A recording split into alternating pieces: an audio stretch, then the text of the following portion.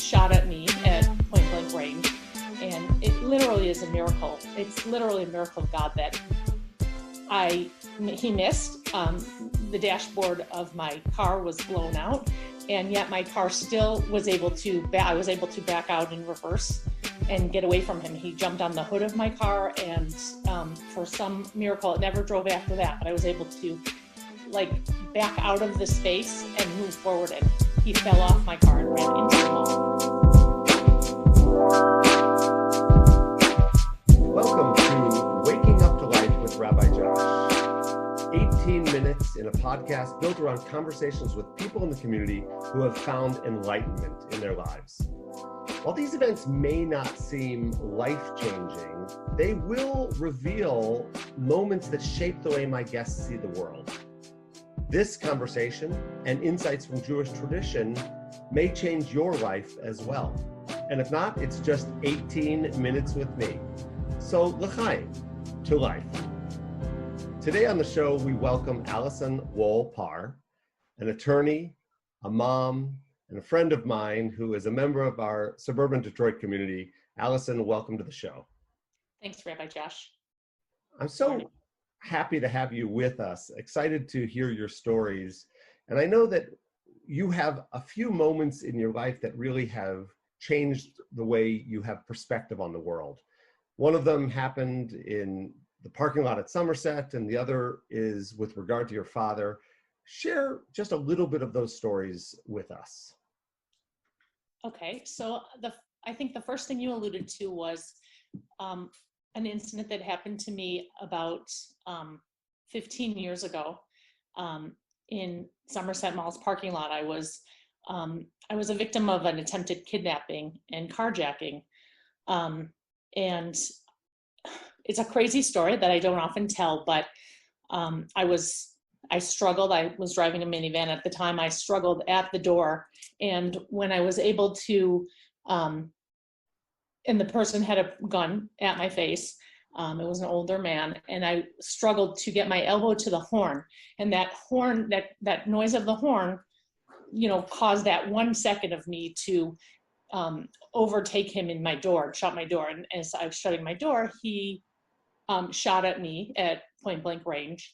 And it literally is a miracle. It's literally a miracle of God that he missed. The dashboard of my car was blown out, and yet my car still was able to, I was able to back out in reverse and get away from him. He jumped on the hood of my car, and for some miracle, it never drove after that, but I was able to back out of the space and move forward, and he fell off my car and ran into the mall.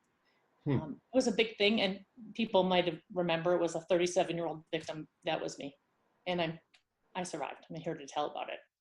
So it's interesting. You talk about that. I can even hear in your voice the emotion that is surrounding the memory, and yet you have chosen not to have that be the moment in life that has shaped you. Instead, you explained to me that it was the death of your father that really left a more lasting impact. So tell us that story. So it's interesting because I feel fine about the incident, and I feel really affirmed and powerful to have survived that. It really feels like when I talk about it, you're hearing emotion because it's a PTSD feeling. It's emotionally, I feel great. It really affirmed my own personal power. But really enlightenment, I think for me, when I was 21, my dad died suddenly of a car accident, had a heart attack while he was driving and smashed into a tree. And when you lose your loved one, I came from a really close family, a chaos-filled family, but really close.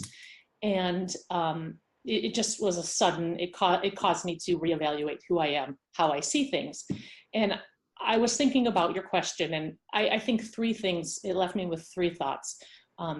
One, the weird part is I could see my dad more clearly after he was gone, and I considered that really a blessing, and it helped ground me.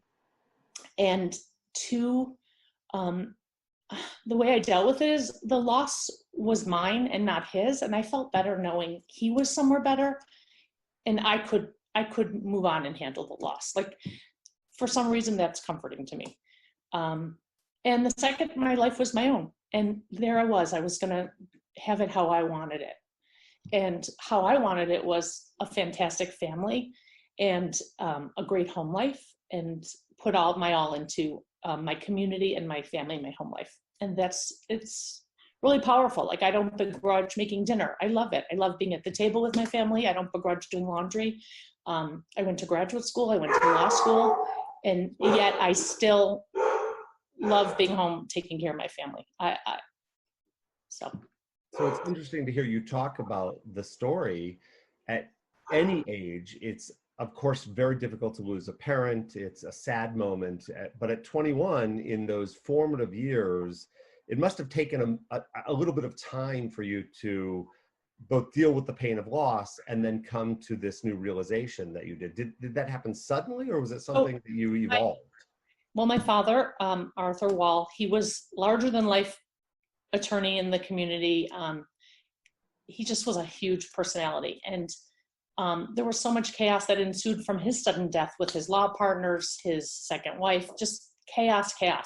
And the way I dealt with it was just really becoming my own person and strengthening my own relationship with him, because it was totally personal now. I didn't have to deal with all the external. And it, as all that was going on, it forced me to look inward, I think, because after his sudden death, there was court battles. And so, yeah, it over the course of the next 2 years, I would say, is how it wasn't a lightning bolt, but maybe it was a way to deal with the pain, I guess. And was there a methodology that you used to make that happen? Did you work through therapy, with meditation?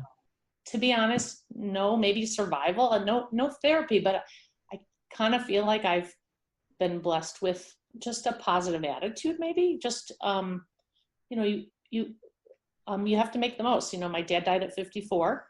And then I was almost killed. So, you take all the blessings that life can give you. That I just have a positive attitude. But it sounds to me, as I listen to you, that that's a conscious choice you've made. That's not something, yes, of course, you were given this blessing of being a very positive people. Every person who knows you knows that you approach life with a smile on your face. You're always positive. But that must have been a choice that you made somewhere along the line to access that part of who you are. You know what the choice was? I was surrounded by people who needed me to do better. My siblings, my aunts and uncles, and it was hard for everybody. So I just took it upon myself to be the rock, I guess. Maybe that's, my nature is that way. But when you look at helping others, it's so fundamental to Tikkun Olam, but if you want to help others, you have to rise up. Right. And in the rising up, you feel so much better. And it begins with yourself, right? Understanding that you had to approach this tragic moment in life and make a decision, and it moves you forward. And now, fast forward, so many years later, you're a mother, a wife, a professional. How has that attitude impacted the way you are raising your children and the way you come home every day to your husband? So I have 3 daughters, and I feel like I have always wanted to demonstrate I want to be the person I want them to be. I don't want to just give lip service. I want to, and I do genuinely feel good about myself. And I believe daughters feel better about themselves when their mothers feel good about themselves. And I have the blessing of a phenomenal husband who affirms that. And he is a successful person who enables me to give my all to our family, because he gives his all to his career. And that's been such a gift. And I have had friends over the years who begrudge, like, oh, I'm stuck at home. I never felt that way. And it might be because, I did lose my dad at 54. And I love being at home. And it's, what, this is crazy, but Rita Rudner, who married Tom Hanks, I remember long ago I read an article, and she said, she was giving up her acting career to be a mom. And she said, I think everybody can have everything, just not at the same time. And that has really stuck with me. Like, my time will come if I want to dive back into full force practicing law. That could come next. So you mentioned tikkun olam earlier, this idea that it's our job in Jewish tradition to find the pieces of God's light around the universe and bring them back together to create perfection. And it sounds like you have really taken that seriously, maybe not intentionally thinking that your work as a mom is healing the world, but do you see that as sort of a personal intention to bring goodness into the world? Yeah, I feel so lucky that I would be irresponsible not to share with others. I feel like, like recently my 15-year-old said, like, I don't have, my life is great. I don't have challenges to write about in this writing contest I want to write about. And I said, your challenge is because you have had the gifts of a good life, a healthy life, happy life, your challenge is to make it better for others. Like, I really believe if we could feel guilty that we are, that we have a lot, material wealth, health, but if you have those things, it's your obligation to share with others who have less. And that's Sure. the way I think you don't have to feel guilty. And some people would say that because of the experiences that you've had with your father, with that incident at the mall, that maybe it would be easy to dwell in the negative and to say, I'm cursed, I have only negative things happening. You're choosing to say, this has given me the opportunity to take my gifts and teach them to others, which is exactly the point of this podcast, to take a small moment and actually offer it to somebody else in the world. So what is the lesson that you want to offer to people who hear your story? I feel like it starts with personal strength and personal confidence. Don't let others sway how you see yourself. And I think personal strength then flows out into being able to share your gifts and being positive. I don't rely on others to define me or my family or how to even parent. I never have. And I see so many pitfalls with not feeling good about yourself, not knowing what you're doing is right. And I feel like enlightenment starts with inner strength. And we are living in a world where there is a lot of need. I'm not just talking about the current events of COVID and Black Lives Matter, but we live in a world where there are so many people with so much and so many others who have nothing. And if we could find a way to access the strength that you're talking about and bring the courageousness that you carried with you to others, that's a real blessing. Yeah. And then, and having so much doesn't have to be material either. Having so much, I feel it starts within. Yeah, it's good. You joked earlier that you don't mind doing laundry. There are things in life that maybe we don't love doing. We don't have to love every moment of our experience, but being able to see, as I'm hearing from you, the entire picture of being given the opportunity to change the world, we all have that. We just have to access it somehow. Yep. So let me ask you a question that will lead us to the end of this conversation. Do you think that you were destined for this? Have these events happened to you to put you in this position, or do you feel that it's more of a random series of events that has landed you where you are and now you've just moved forward? I would say my father dying is a random event. How I dealt with it is a culmination of a childhood, maybe being the responsible one in the family. I'm not sure, but it's funny you ask this. The being shot at Somerset Mall, it was told to me 1 year prior to that you should know your father will be, who had long passed away at that time. He died in 1990. I was told that he would be with me to protect me in my minivan. And I really thought nothing of that. And I thought, how nice. And I like to think of it now as, there was something to that, because it didn't make sense that a person with a gun to my head missed. So for me, I hear the story and it sounds like the signs may be there in our world, but it takes courage to open our eyes, to see them, to recognize them, and then really do what you've done, which is to take action, to make something of those signs and the opportunities that we've been given. I'm really inspired by your courage. I'm inspired by the story. I know that you think of it just as another day in the life of Allison Parr, but I think of this as a story that so many people need to hear and access for their own lives. But before we end, I have one question that's a simple question. Don't worry, it's not a terrible surprise, but it's something I've been asking all of my guests. I'm wondering, is there a book that you've read recently, or a television show, or a movie that you've been binging over these last couple of months that has impacted you that you would share with the audience?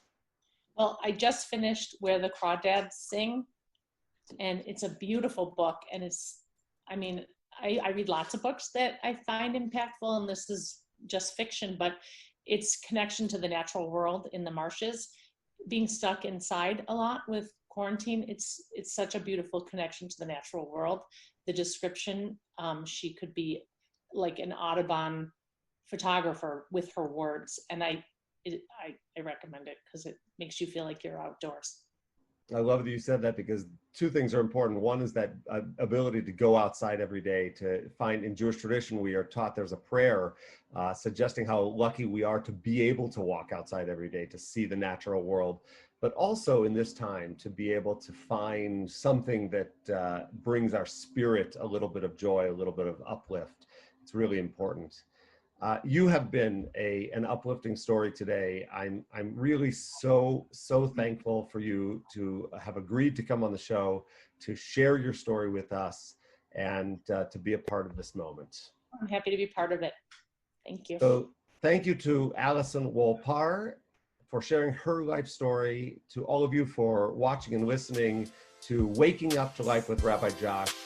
Thrilled to have spent these 18 minutes together. I hope that I'll see you all next time. And until then, l'chaim.